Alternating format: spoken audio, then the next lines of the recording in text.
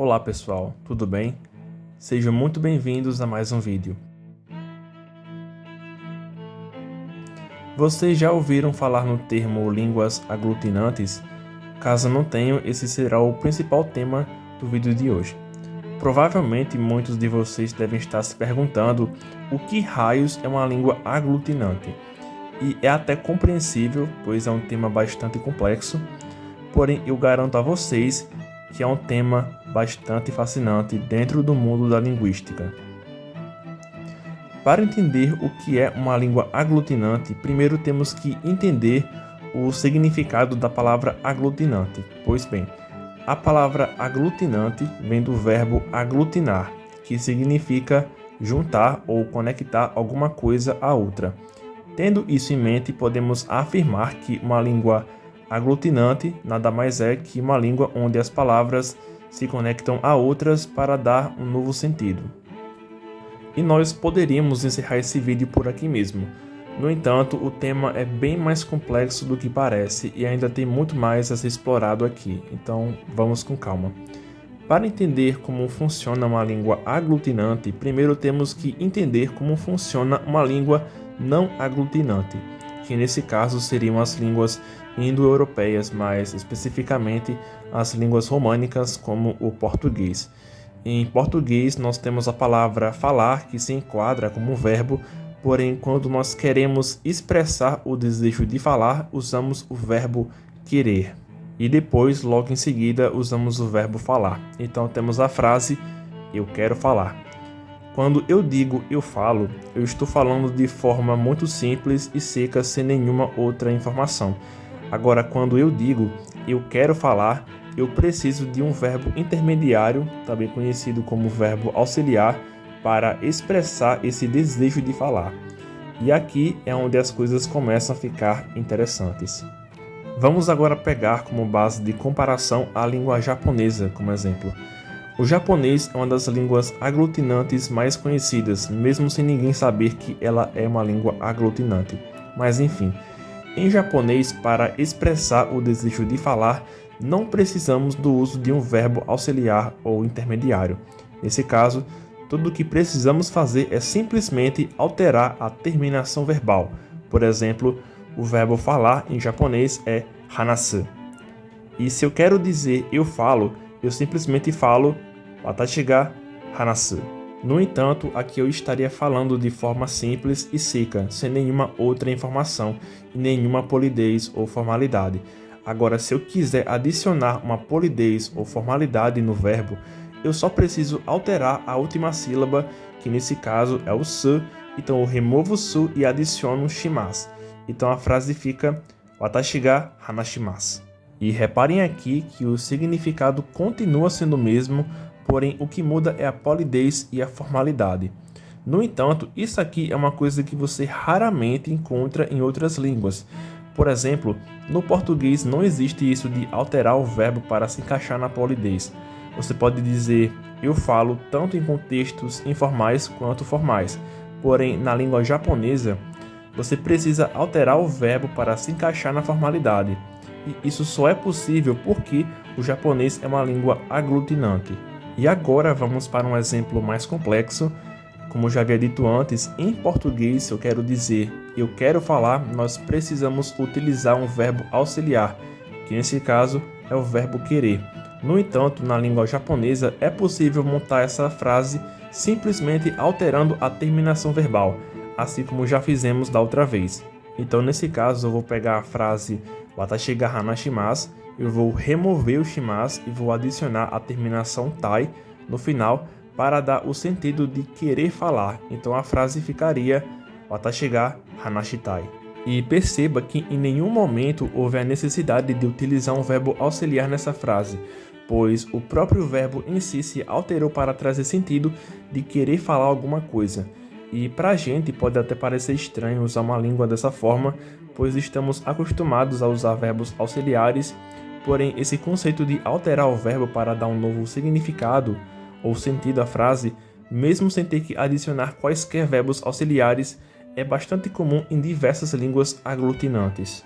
E como o japonês é uma língua SOV, que significa sujeito, objeto, verbo, onde o verbo da frase se encontra lá no final e a informação principal se encontra no meio. Essa alteração verbal é meio que necessária, pois só temos noção completa do que está sendo falado após ouvir a frase por inteiro. E como nós temos dois verbos na frase, o verbo que deveria ser o auxiliar se torna uma simples terminação verbal. Agora, indo mais a fundo, vamos pegar a frase em português eu estou falando. Mais uma vez, precisamos de um verbo auxiliar e de uma terminação verbal que seria o gerúndio. Porém, para formar essa mesma frase em japonês é mais simples do que você imagina, pois simplesmente podemos remover o tai e depois adicionamos um teiru no final, e a frase fica Watashi ga hanashiteiru. Watashi ga hanashiteiru. E se quisermos adicionar uma polidez, trocamos o iru por mas. E uma coisa interessante a respeito de línguas aglutinantes é a ordem das palavras, pois ela tem muito a dizer sobre o modo como as pessoas falantes de línguas aglutinantes pensam e raciocinam. Em português é bastante comum você ouvir frases como eu quero beber água.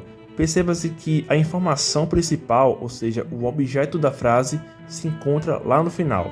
No entanto, em japonês esse processo é invertido, onde o objeto da frase se encontra no meio e o verbo lá no final. Então a frase em japonês ficaria mais ou menos assim: Watashi wa mizu o nomitai.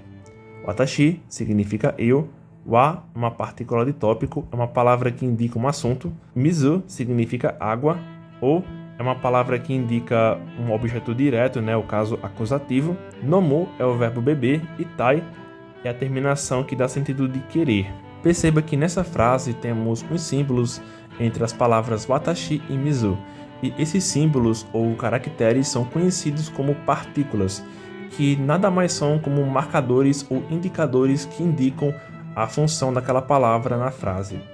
Algumas partículas indicam o assunto de uma frase, outras indicam o objeto direto ou caso acusativo, localização, meios de uso e por aí vai.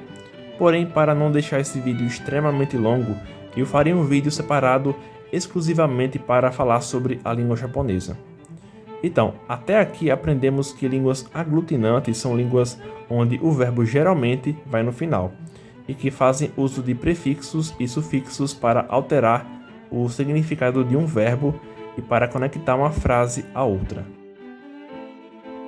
Indo agora para uma outra língua aglutinante, temos o turco, que pertence ao ramo linguístico das línguas turcomanas, e o mesmo conceito de alterar o verbo ou adicionar certos sufixos para dar um novo sentido à frase também é muito comum nesse idioma.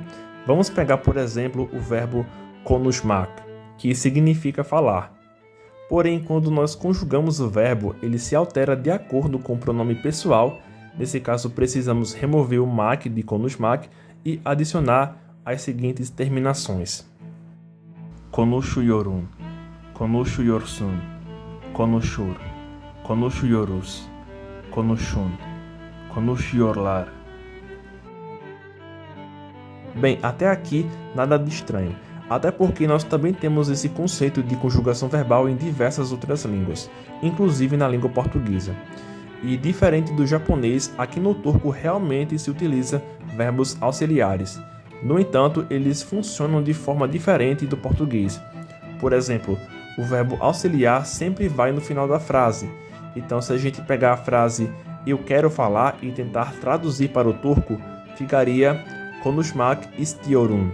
Istiyorum vem do verbo istemek, que significa querer. E uma outra coisa fascinante sobre a língua turca é que no lugar de usarmos preposições para indicar localização ou meio de uso, nós utilizamos posposições, que nada mais são que sufixos anexados ao substantivo para indicar localidade ou meio de uso. Por exemplo, vamos pegar a palavra turca ev, que significa casa. Se eu quero dizer na casa, eu preciso adicionar um sufixo de após a palavra. Então, nesse caso, fica evde.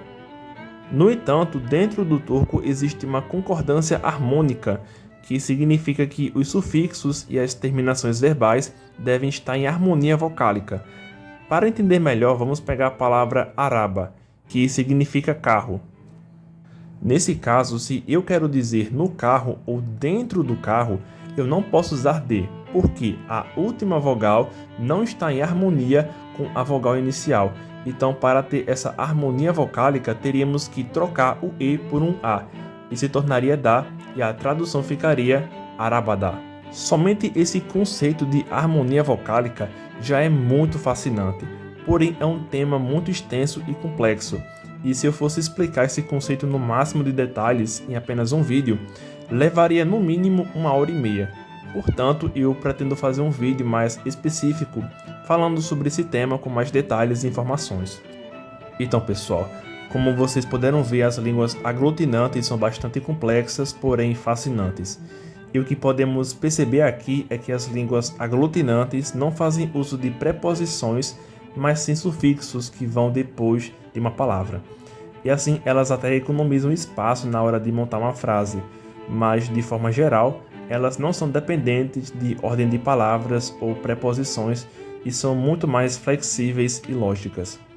E como nosso último exemplo, temos a língua finlandesa, que usa muito desse conceito de aglutinação dentro de sua morfologia, por exemplo, as posposições.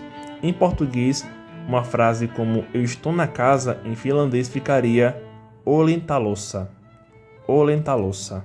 No entanto, agora vocês devem estar se perguntando como que raios é possível uma frase tão longa em português ser traduzida de forma tão compacta para o finlandês. Bem, isso é simples.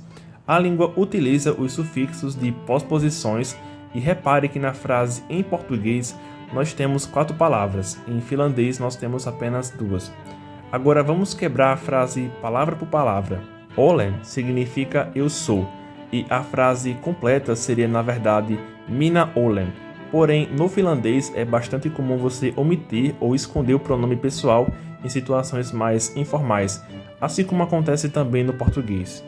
Talo significa casa, e logo depois temos o sufixo sa, que indica uma localidade. Porém, normalmente entre linguistas, esse sufixo é considerado o caso locativo. E sim, no finlandês temos casos gramaticais. Se eu não me engano, existem cerca de 15 casos gramaticais. Isso pode até parecer assustador, mas na verdade eles são bem lógicos e sem nenhuma irregularidade. Inclusive, muitos deles substituem preposições. Porém, isso é um tema para um outro vídeo. Enfim, no finlandês, para dizermos que estamos em algum lugar, aprendemos que basta apenas adicionar o sufixo sa. Porém, no entanto, existem algumas regrinhas na hora de adicionar esses sufixos, a depender da terminação da palavra, mas de forma geral não existe a necessidade de adicionar uma preposição antes da palavra. Agora vamos comparar a frase "eu moro em uma casa com meu amigo" em algumas línguas aglutinantes e ver o quão parecidas elas são. Em japonês temos "watashi wa watashi no tomodachi to ie ni sundeimasu". Em turco temos "ben arkadaşın la evde yaşıyorum". E em finlandês temos "asun talossa istavani kanssa". Então podemos perceber que mesmo sendo de famílias linguísticas diferentes, as línguas aglutinantes possuem diversas semelhanças entre si, principalmente no uso de sufixos, e quase compartilham a mesma ordem de palavras, onde o verbo geralmente vai para o final da frase. E por mais que possa parecer um tema bem complexo e que por sinal é, as línguas aglutinantes não deixam de ser fascinantes. E para encerrarmos o vídeo, vamos fazer um breve resumo de tudo que já aprendemos até agora sobre as línguas aglutinantes. As línguas aglutinantes são em sua maior parte línguas isoladas ou que não pertencem ao grupo das línguas indo-europeias. O verbo em línguas aglutinantes geralmente se encontra lá no final da frase. E por último, elas fazem uso de prefixos e sufixos para dar um novo significado à frase, ou para indicar localidade, meio de uso, ou objeto direto ou indireto. Então é isso, pessoal. Vamos encerrando o vídeo por aqui e me fale aqui nos comentários quais outros temas em relação à linguística vocês gostariam de ver aqui no canal. E claro, não se esqueçam de deixar o like no vídeo, que é muito importante para ajudar e fortalecer o canal, e também se inscrevam para mais vídeos fascinantes. Vou ficando por aqui e a gente se vê no próximo vídeo.